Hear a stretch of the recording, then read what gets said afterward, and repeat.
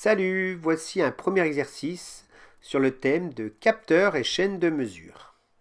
Première question, un capteur présente la fonction de transfert suivante. U, qui est une tension, est égale à 1,55 fois T moins 20, avec T qui est une température. La tension est exprimée en volts, la température en degrés Celsius. On vous demande donc de préciser la sensibilité S du capteur accompagnée de son unité. Je vous laisse ce petit défi à réaliser et nous nous retrouvons dans 2 minutes pour la solution. Nous nous retrouvons maintenant pour la correction. Dans l'expression U est égal à 1,55 fois T moins 20, le coefficient directeur, encore appelé la pente, qui est de 1,55, est donc la sensibilité. Donc S est égal à 1,55 volts par degré Celsius. Nous pouvons représenter le schéma bloc du capteur, donc capteur de température, avec comme grandeur d'entrée la température en degrés Celsius et comme grandeur de sortie la tension U en volts. Nous rappelons ici que la sensibilité S est égale à la variation de la grandeur de sortie divisée par la variation de la grandeur d'entrée, ce qui justifie donc l'unité puisque la sortie est une tension qui est donc en volts et la grandeur d'entrée qui est une température en degrés Celsius, d'où l'unité volts par degré Celsius. Variation de la grandeur de sortie en volts divisée par la variation de la grandeur d'entrée en degrés Celsius. Dans cette deuxième question, il est demandé de convertir le nombre en base 10, n10 égale 358, en un nombre en base 2, c'est-à-dire en un mot binaire.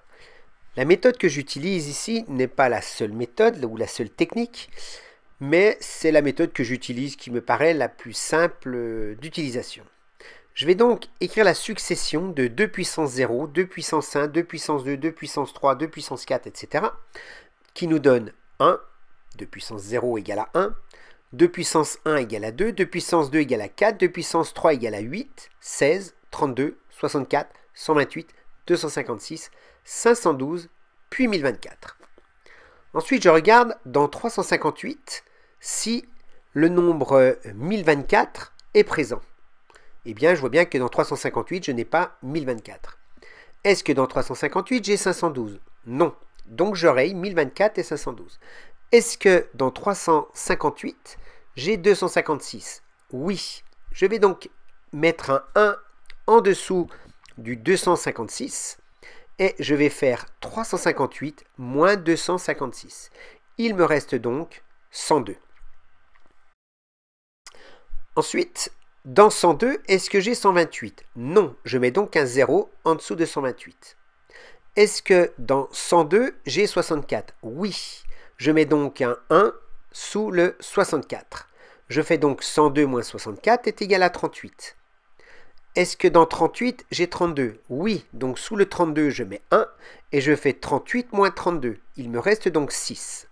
Est-ce que dans 6, j'ai 16? Non.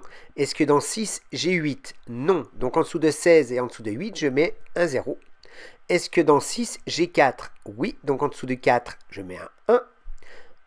Je fais 6 moins 4 égale à 2. Est-ce que dans 2, j'ai 2? Oui. Je mets donc en dessous du 2, je mets un 1. Donc 2 moins 2, 0. Est-ce que dans 0, j'ai 1? Non. Donc sous le 1, je mets 0.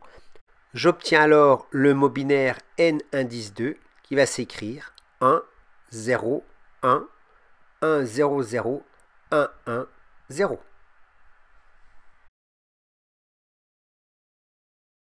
Troisième question, on me demande de convertir le nombre en base 2, 1, 0, 0, 1, 1, 1, 0, 1, 1, 0, en un nombre en base 10. Pour cela, je réécris ma suite. 2 puissance 0, 2 puissance 1, 2 puissance 2, 2 puissance 3, etc. Donc 1, 2, 4, 8, 16, 32, 64, 128, 256, 512, 1024. J'écris alors sous la suite de mes nombres 1, 2, 4, 8, 16, 32, etc. mon mot binaire. Et donc, tous les chiffres qui auront un 1 en dessous, eh bien, j'en ferai la somme. Mon mot binaire s'écrivant avec 10 bits, il est inutile de mettre 1024.